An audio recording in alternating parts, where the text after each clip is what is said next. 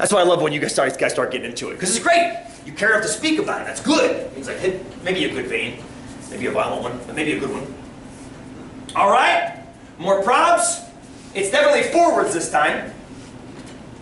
Which way are we shading? Looks like we're shading right, yes? I think so. Left bound, 7/8. Boom, here it comes. A whole buttload of area shaded just like ours. 19%. You're not quite as surprised as I am, that's okay. I called that 20%, just to make the math easier. Just to make the math easier. What is 20% as a fraction? 1/5, which means on average over time, we should be inducing 1 out of 5 women by this definition. To me, that seems weird. Right? To me, that seems too high. It would explain the high level of induction that I was observing, maybe, because that's higher than I thought it should be. But to me, and again, this is my own ignorance of the medical profession, it seems like Mother Nature would have this figured out better. Why should we have to assist in 20% of births? It seems like Mother Nature would only need that occasionally, right? But then again, the midwife jumps out of her chair and goes, "But your math is wrong." Your math is wrong. Maybe it is. Maybe the standard deviation is wrong. Her claim was 16 was too high. So can you see how if 16 was too high, this answer would change? Suppose the standard deviation wasn't 16. Suppose it was something lower like, what do you think? 10. Suppose it were 10. Watch this. I'm going to rerun the program without doing the math on the board. If the standard deviation were 10, the left bound, see if you can follow this. The math on this now will be 280 minus 266 divided by 10. You see what I just did? I'm putting the whole thing in just to normal, so it's going to do the calculation for me. Okay, fair enough? Watch the area now. You see where it is? It's further that way, it's smaller. It's only at 8% now, which is roughly 1 in 12 births. The reason being, swing back over to this curve. Whoops. Come on now. What just happened, if we change the standard deviation to 10 instead of 16, but keep the average at 266, what just happened, what's going to happen to the shape of this curve? It's going to get higher in the middle and tighter in the end. It's going to look more like this. Which means, even though this marker is in the same place on the horizontal axis, it's got less area that makes it up. As you can see, it's roughly half the area, maybe even like closer to 2.5 of the area.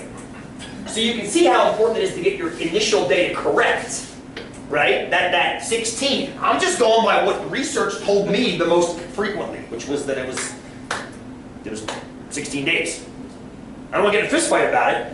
I'm just saying we can now analyze depending on different values. You can parameterize, if you will, the argument and just allow different values of sigma. If you're feeling saucy, you can make a spreadsheet where you allow sigma to change via a slider and watch the bell curves change. We'll do something like that today and Thursday. But the important thing, please, Allie, go. I'm just kind of curious, like how many moms we have in here and how many were induced, because I was induced. Is that a question I get asked by I don't know. I don't know if I can ask that. I don't know if I can ask that. It's one of those things that I'm all gun shy now because the government tells us we can and can't ask. You can ask if anybody has a problem with it. If no one does, then you can ask it. Or someone else. But the problem is, but I have a problem with that. And here's why. It's a bias problem. Okay. If I ask that non-anonymously, people might not want to respond. I'd have to do it via like a survey, an online survey or an anonymous survey kind of thing. I totally get what you're saying, Sean. If we agree to agree, then we have to agree. But I want to make sure I don't bias the response. It's kind of like saying, say that again. If someone else asks it. Well, I think the same bias, yes, of course they can, but the same bias occurs. People will not, it's the same reason I don't just go, who likes the class? You might not want to respond to that unless you can do it anonymously, because of what are you getting, does that make sense? So I wonder if I can set up a break, like an anonymous survey. Email, we'll figure it out. Please! Well, and like, this is like taking into consideration if the mother was in stress and had to be induced because she Oh God, no. This isn't taking into consideration if the person was really active or inactive during their pregnancy. Like, the reasons for induction could be so many, and this doesn't even cover any of them, it's just whether it's induction or not. So like, technically, there's so many many things that come into play. Oh, God. Why- My wife was 10 days over, went got acupuncture, match was out in half an hour later. Or like you Half an said, hour? Half an hour later, boom. the due date is technically a prediction. It can't. Oh, of course, and it's only as good as the center you're basing it off of, yes? The 266, which itself has a wiggle room around it. Oh, Amy, trust me, I understand. But you could refine it down and still have the same argument. You see, you now have a tool that can be applied. All you're talking about, and it goes back to what Aaron said about the 1.64, and Sean agreed with the 1.64 is 5%. Yeah. Once you understand that, all you've got to do is refine the curve down for what you're talking about, and then you can apply the same logic to it. See, you have the tool now. That's what's beautiful, yeah? So yes, I agree, we're not done with this. It just helped me appreciate what the hell was going on. Why are so many people being induced? Oh, maybe it's the definition of induction. So that's all I'm throwing out there. Again, no fist fights. You kick my ass. Yeah, Steven. Yeah, but when gathering the data, supposedly they had a true random sample. Which the best thing you can do with a true random sample is get the least crappy random sample. Right. But you have no control over that. You don't. Sample. So that means that could explain why the variability is so high, because we grouped them all into the same study. That's possible. Maybe you want to control it and stratify it more off stress levels and things like that. Hey, you can have a research project coming. You got a master's degree right here. You're working on it right now. Even just normal pregnancies versus high-risk pregnancies. Sure. Like if high-risk pregnancies are mixed in with this, how is that? How? You should have 2 bell curves. Yeah. You should have 2 bell curves, yes? Just like you saw it, well, you didn't see it in your project. Don't get tested with an MBO exam unless you're at risk, because it's going to give ridiculous false positive ratings, as you see right here. Yeah. That's Good! Good. Good for you. Michaela, you're a kid. Oh, Lydia, you're a kid. Does it change if it's twins? Because I don't know. I don't know.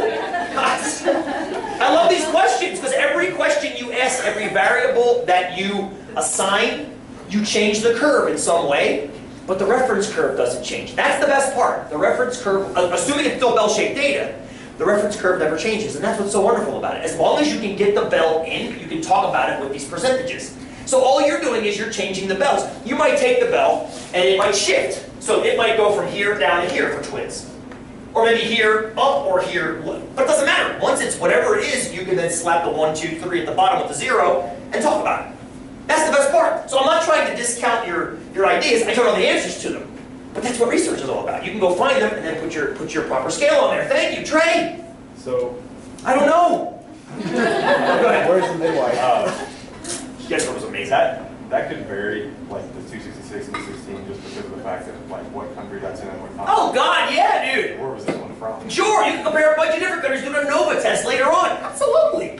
Where was this one done at? Oh, I didn't read that deeply into it. I'm assuming it was from American studies. I'm assuming. Because a lot of times they'll do European studies, but publish them in American. Of course, I do tend to read the authorships and look because I did a secondhand smoke study in 244, and I asked the students, always ask them, where was the study done? And they always guess America. I'm like, look at the authors, and they all end in like Kousi. I'm like, it was done in Greece. Look at those last names, you can't even pronounce them. So I like to look at that. I like looking at green tea studies for cancer rates. Most of them are done in China. I want to see them done in America and see how it compares. Problem is, you can't often because green tea still hasn't caught on in America like it does in Asian cultures. So yeah, for sure, every one of you guys is identifying an apple to an apple comparison that this is not doing. But I say refine it because you have a measuring stick now. It's all about developing the measuring stick. It's all about developing this because then you can talk about surprising or unsurprising results. Yes! Thank you. Whew. Go take 5, yes? Oh my God, it's 10 after. Thank you for all the points. I can always count on this problem to get that kind of discussion going. Good! Good!